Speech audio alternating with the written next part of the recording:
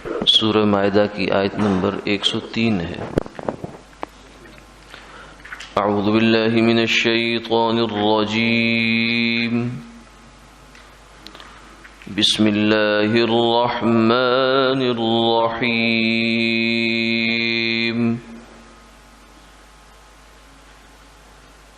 ما جعل اللہ من بحیرة ولا سائبة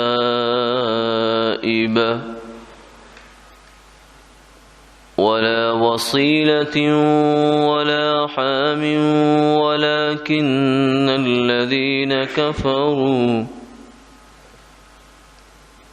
يفترون على الله الكذب وأكثرهم لا يعقلون۔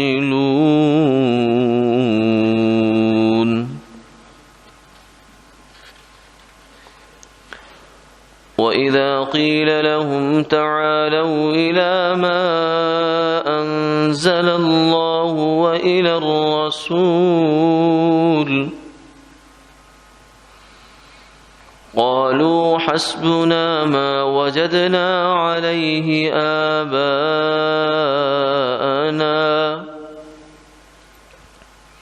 أولو كان آباؤهم لا يعلمون شيئا ولا يهتدون۔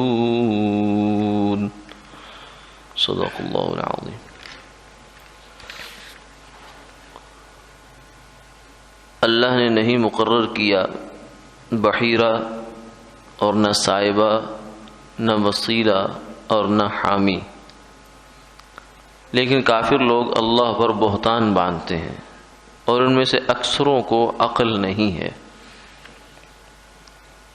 اور جب کہا جاتا ہے ان کو کہ آؤ اس طرف جو اللہ نے نازل کیا اور رسول کی طرف، تو کہتے ہیں کہ ہمیں کافی ہے وہ جس پر ہم نے اپنے باپ دادوں کو پایا۔ بھلا اگر ان کے باپ دادے نہ کچھ علم رکھتے ہوں اور نہ راہ جانتے ہوں تو بھی ایسا ہی کریں گے۔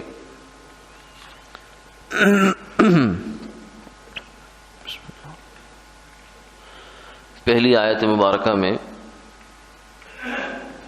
مشرکین مکہ کی جانب سے چند چیزوں کا تذکرہ ہے کہ ان لوگوں نے مختلف عنوانات سے جانور مخصوص کر رکھے تھے، اور ان کا خیال یہ تھا کہ یہ جانور اللہ کی جانب سے ان عنوانات کے تحت مخصوص ہیں، لیکن اس پر ان کے پاس کوئی دلیل تو تھی نہیں۔ بسینہ جو ان کی معلومات تھی یا اپنے مفروضے تھے وہی اس کے پیچھے تھے۔ کوئی کتاب کی، کوئی اللہ کی جانب سے وحی پر مبنی کوئی دلیل نہیں تھی، لیکن ان کا دعویٰ یہ تھا کہ اللہ تعالیٰ نے بنائے ہیں۔ تو اس آیت مبارکہ میں اس کی تردید فرما دی کہ اللہ نے تو کوئی ایسا جانور اپنے جانب سے اپنے لیے مخصوص اور مقرر نہیں فرمایا، بحیرہ نہ سائبہ نہ وسیلہ نہ حامی۔ تو ان میں سے بحیرہ جانور جو ہے وہ ہوتا تھا کہ جس کو یہ اپنے اس پر اپنے بتوں کے نام پر چھوڑ دیا کرتے تھے، اور سائبہ بھی اسی قسم کا جانور تھا، اور وسیلہ اس جانور کو کہتے تھے کہ جس کی مسلسل دو بچیاں جو ہے وہ مؤنث مادہ بچے پیدا کر چکی ہو جانور، اور بیچ میں کوئی ایک مذکر بچہ نر پیدا نہ کیا ہو اس نے، تو اسے وسیلہ کہتے تھے۔ تو اسے بھی جو ہے وہ بتوں کے نام پر چھوڑ دیتے تھے۔ اور حامی اس نر اونٹ کو کہتے تھے کہ جو ایک خاص تعداد میں جس سے جفتی کا عمل ہو چکا ہو۔ تو اس قسم کے کچھ جانور کسی کا دودھ وقف کرتے تھے اور کسی کے جو ہے وہ جانور کو وقف کر دیتے تھے غیر اللہ کے نام پر، بتوں کے نام پر۔ تو فرمایا کہ یہ جانور یا اس نام سے یا اس عنوان سے یہ ہم نے تو ایسا کوئی حکم نہیں دیا، یہ ان لوگوں نے اپنے پاس سے گھڑ لیا ہے۔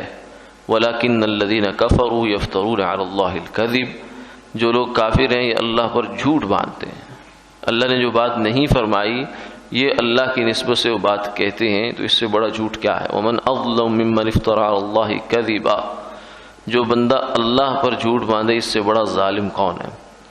وَأَكْثَرُهُمْ لَا يَعْقِلُونَ، فرمایا کہ ان میں سے اکثر لوگ ایسے ہیں کہ جن کو عقل ہی نہیں سرے سے، یعنی بالکل ہی لم یبج ہیں، کچھ سمجھ نہیں ہے کہ ہم کیا بات کہے جا رہے ہیں۔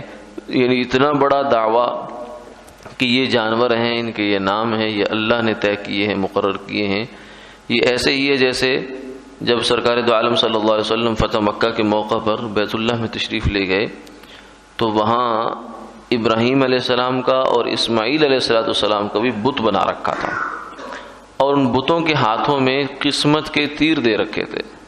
یعنی کجا ابراہیم علیہ السلام جو ہیں وہ توحید کے علم بردار اور امام التوحید، امام الموحدین ہیں، اور کجا وہ جنہوں نے اپنی بت پرستی میں جنہوں نے شہرت حاصل، بت شکنی میں جن کی شہرت تھی کہ بت توڑے تھے انہوں نے، نمرود کی پوری جو خدائی کا دعوے دار تھا اس کے سلطنت کی مخالفت لی، پھر حتیٰ کہ آگ جو ہے وہ اس میں کودنے پر آمادہ ہو گئے۔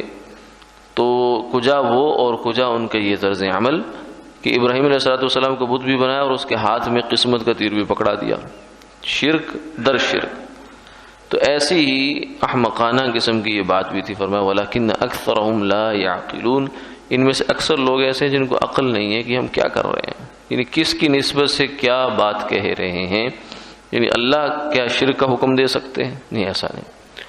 اگلی آیت میں یہ فرمایا کہ جب ان مشرکین سے یہ کہا جاتا ہے کہ آؤ اللہ نے جو اپنا فیصلہ نازل فرما دیا ہے اس کی طرف آ جاؤ سارے، یعنی نبی جب آتے ہیں اپنی قوم میں تو وہ قوم کو ایک دعوت دیتے ہیں کہ آؤ اللہ نے میرے اوپر وحی نازل کی ہے، تم اس کی اتباع میں آ جاؤ، کامیاب ہو جاؤ گے۔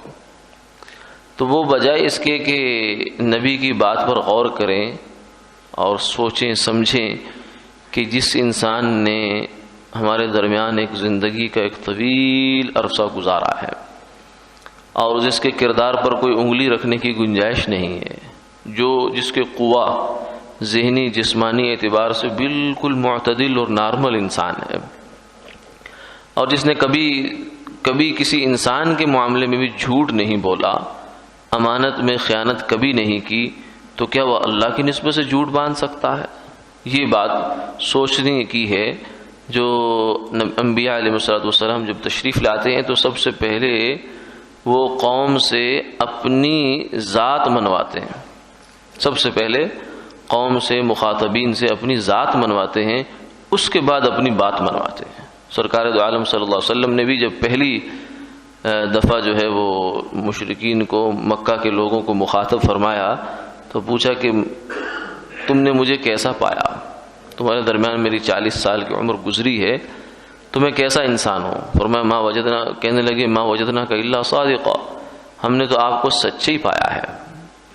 اور پھر آپ نے صرف اتنی بات نہیں کی بلکہ ان سے کہا کہ دیکھو اگر میں یہ کہوں کہ ایک لشکر ہے جو آنے والا ہے اور تمہیں صبح و شام میں آ کر تمہیں تہس نہس کر دے گا، تو کیا میری بات مانو گے؟ انہوں نے کہا کہ اس کا امکان تو نہیں ہے کہ لشکر کوئی ایسا پہاڑ کے پیچھے پہنچ چکا ہو ہمارے خلاف، اس کا امکان تو نہیں ہے، لیکن اگر آپ کہیں گے تو ماننا پڑے گا۔ کیوں؟ اس لیے کہ آپ کی زبان سے ہم نے کبھی جھوٹ سنا نہیں ہے۔ تو آپ نے جب 40 سال کے ایک عرصے میں جھوٹ نہیں بولا تو آج آپ جھوٹ کیسے بول سکتے ہیں؟ تو انبیاء علیہ السلام سب سے پہلے یہ بات اپنے مخاطبین سے منواتے ہیں کہ میں جو کہہ رہا ہوں وہ سچ ہے، چاہے تمہیں سمجھ میں آئے یا نہ آئے۔ یعنی لشکر کا پیچھے، پہاڑ کے پیچھے ہونا یہ مشرکین مکہ کے لوگوں کو سمجھ میں نہیں آ رہا تھا، لیکن انہوں نے کہا کہ اگر آپ کہتے ہیں تو مانتے ہیں۔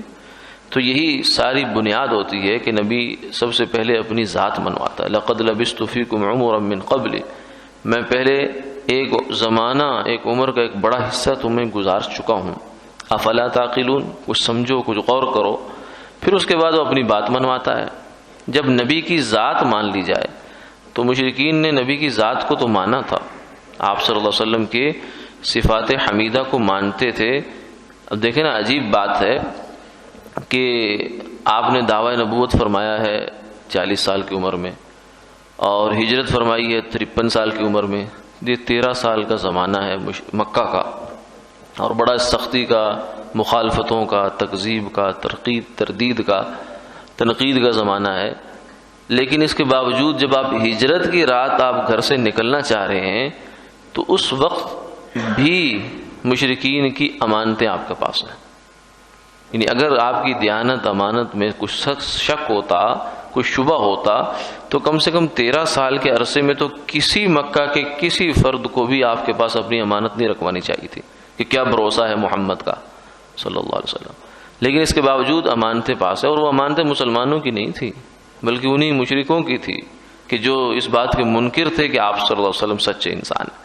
یعنی باقی سب چیزوں میں سچا مانتے تھے، لیکن اس معاملے میں کہتے تھے نہیں، ہم نہیں مانتے کہ آپ سچے ہیں۔ تو یہ دوہرا معیار ہوتا ہے۔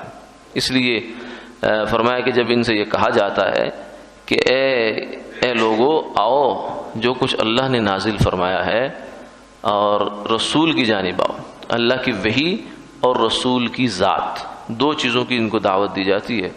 اللہ کی وحی یعنی کتاب اللہ، اور رسول صلی اللہ علیہ وسلم نبی کی ذات، کہ آؤ ان دونوں کی بات مانو۔ قالوا حسبنا ما وجدنا علیہ آباءنا، تو آگے سے کہتے ہیں کہ ہم نے اپنے باپ دادوں کا جو راستہ اپنا لیا ہے ہمیں یہ کافی ہے، ہمیں کوئی اس سے ہٹنے کی ضرورت نہیں ہے۔ یہ وہ استدلال ہے اور یہ وہ جواب ہے کہ جو کم و بیش تمام انبیاء علیہ الصلوۃ والسلام کو سننا پڑا۔ آگے کے مخاطبین نے یہ بات کہی ہے، لیکن قرآن پاک نے، اور یہ آج بھی بہت سارے لوگوں کا کسی مذہب پر جم رہنا اور اسی پر جینا مرنے کی ایک بڑی بنیاد یہ ہوا کرتی ہے کہ ہمارے باپ دادا چونکہ اس مذہب پر تھے لہذا ہم بھی اس مذہب پر ہیں اور اسی پر رہیں گے، اسی پر مریں گے، جئیں گے۔ آج بھی بہت بڑی تعداد جو مذاہب کی ہے اس میں بہت بڑی تعداد ایسے لوگوں کی ہے۔ تو یہ ان کا ایک استدلال ہوتا ہے کہ جو باپ دادا کرتے آئے وہ ٹھیک ہی ہے، بلکہ خود مسلمانوں کے اندر بھی ایسی باتیں ہوتی ہیں کہ شروع سے یہ بات چلی آ رہی ہے، ہم نے تو کبھی نہیں سنا ایسی بات، یہ تو آپ نئی بات کرے جا رہے ہیں کہ کزن سے بھی پردہ ہوتا ہے اور یہ کوئی محرم اور غیر محرم کا کوئی تصور بھی ہوتا ہے، ہم نے تو کبھی نہیں سنا، ہم تو ایسے ہی دیکھتے چلے آئے ہیں۔ ایک دفعہ ایک صاحب کو کہا گیا کہ وہ بہن نے ان سے وراثت میں سے حصہ مانگا، بلکہ لے لیا، تو بیچارے بڑے چیں بجبیں ہو رہے تھے، تو ان سے کہا کیا ہو گیا، شریعت جو ہے وہ دیتی ہے حصہ، تو آپ کو کیا ہے؟ کہنے لگے یہ کون سا جو ہے مسئلہ ہے، باب آدم علیہ السلام سے لے کر آج تک کسی نے وراثت نہیں دی، تو میں ہی دینے والا ہی رہ گیا تھا۔ تو ایسے کچھ تصورات ہوتے ہیں جو ہم نے لوگوں نے باندھ رکھے ہوتے ہیں، شریعت کو ماننے کی بجائے اپنی طبیعت کو اوپر چلتے ہیں اور اس کو سہارا دیتے ہیں باپ دادا کا۔ تو ایسے ہی مشرکین جو ہے یہ بھی سہارا دیا کرتے تھے باپ دادا کا۔ قرآن پاک نے اس استدلال کو بڑے خوبصورت انداز میں توڑا ہے، فرمایا کہ باپ دادا ٹھیک ہے اگر تو باپ دادا علم والے ہوں اور ہدایت یافتہ ہوں، تو پھر تو ان کی اتباع کرو بجا ہے، جیسا کہ امت مسلمہ، امت مرحومہ جو ہے وہ اس کا ایک بہت بڑا حصہ 90% تقریباً جو لوگ ہیں وہ ائمہ متبوعین، ائمہ مجتہدین کی تقلید کرتے ہیں۔ امام ابو حنیفہ کے کچھ مقلد ہیں، کچھ امام شافعی کے ہیں، کچھ امام مالک کے ہیں، کچھ امام احمد بن حنبل رحمہم اللہ تعالی۔ تو ان کی تقلید کرتے ہیں، جو وہ کہتے ہیں دین کو ویسے ہی سمجھ کر چلتے ہیں، لیکن یہ لوگ علم والے بھی تھے اور ہدایت والے بھی تھے، اس لیے ان کی تقلید ہوتی ہے، اس لیے نہیں ہوتی کہ یہ بس بڑے تھے ہمارے۔ ان کی بات اگر مانی جاتی ہے، دین کو ان کی تحقیق کی روشنی میں اگر سمجھا اور پیش کیا جاتا ہے، تو اس کی یہ مطلب نہیں ہے کہ یہ صرف بڑے تھے، نہیں، بلکہ اس لیے کہ ان کا علم بڑا تھا اور ان کا تقوی زیادہ تھا۔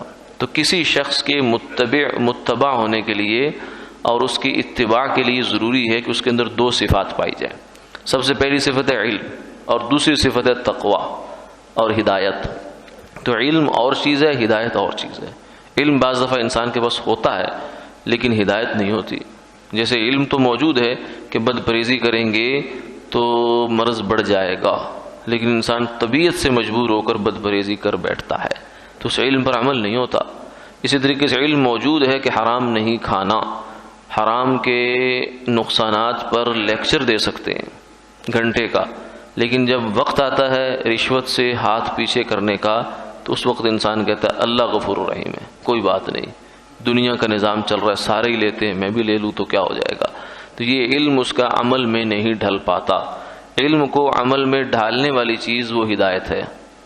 اللہم اہدنا الصراط المستقیم۔ ہم ہر نماز کی ہر رکعت میں جو اللہ سے دعا مانگتے ہیں وہ علم کی نہیں مانگتے، علم کے اضافے کی دعائیں بھی ہیں، رب زدنی علما، یہ بھی دعا ہے اللہ میرے علم میں اضافہ فرما، لیکن جو ہر نماز کی ہر رکعت میں جو ہم سے دعا سکھائی گئی وہ علم کی نہیں ہے بلکہ وہ ہدایت کی ہے۔ تو تعلیم یافتہ ہونا اور ہے، ہدایت یافتہ ہونا اور ہے۔ اگر انسان تعلیم یافتہ ہو ہدایت یافتہ نہ ہو تو درندہ بن جایا کرتا ہے، وہ ایسا جو ہے وہ ڈستا ہے لوگوں کو، ایسا نقصان پہنچاتا ہے کہ لوگ توبہ توبہ کرتے۔ اور اگر انسان ہدایت یافتہ ہو تو تعلیم یافتہ نہ بھی ہو تو کمی پوری ہو جاتی ہے۔ تو اس لیے کسی کو بڑا بنانے کے لیے اس کے اندر دو صفتیں ضروری ہیں، دین کے اعتبار سے بھی بلکہ دنیا کے اعتبار سے بھی، کیونکہ جو تجربہ کار ہوگا اور اچھا انسان ہوگا وہی آپ کو دنیا کا بھی اچھا مشورہ دے گا۔ اس لیے فرمایا المستشار مؤتمن، جس سے آپ مشورہ لیتے ہو وہ امانت دار ہوتا ہے، اسے چاہیے کہ وہ صحیح مشورہ دے، اپنی رائے میں جو چیز صحیح سمجھتا ہے وہ تجویز کرے، مشورے میں ڈنڈی نہ مارے، ورنہ وہ خیانت کر رہا ہے جس کا اس کو قیامت والدن جواب داری کرنی پڑے گی۔ تو جس کو بڑا بنایا جائے چاہے دین کا ہو دنیا کا ہو، اس میں دو صفتیں ضروری ہیں، ایک علم صحیح ہو یعنی شریعت کا پورا اس کو علم ہو، پتہ ہو یہ شریعت ہے، دوسرا وہ ہدایت یافتہ بھی ہو یعنی تربیت یافتہ بھی ہو، تزکیہ نفس بھی اس کا ہو چکا ہو۔ ایسا نہ ہو کہ علم ہونے کے باوجود وہ گمراہ کر دے، کیونکہ جو پہلے لوگ قافلوں کو لوٹا کرتے تھے وہ راستوں کے زیادہ ماہر ہوا کرتے تھے قافلوں کی نسبت، لیکن زیادہ ماہر ہونے سے وہ ڈاکو کی فہرست سے نکلتے نہیں تھے بلکہ اچھے ڈاکو بن جاتے تھے۔ تو علم تو اگر غلط رخ پہ انسان کو لے جائے تو یہ تو بعض دفعہ انسان کو بہت ہی برا نتیجہ پیدا کر دیتا ہے۔ اس لیے اللہ سے جہاں علم مانگے وہاں علم نافع کی دعا کی گئی، اللہم انی اسألک علما نافعا، اے اللہ میں علم نافع چاہتا ہوں جو علم مجھے آپ کے سامنے جھکا دے اور جو میرے اندر سے بری صفات کو نکال دے اور اچھی صفات کو پیدا کر دے۔ ایسا علم جس کے پاس ہے وہ بے شک اس بات کا اہل ہے کہ اسے مقتدا بنایا جائے، اس کی اتباع کی جائے، اس سے دین کا مسئلہ پوچھا جائے، اس کو دیکھ کر اپنے دین کے اعمال کو درست کیا جائے۔ وآخر دعوانا الحمدللہ۔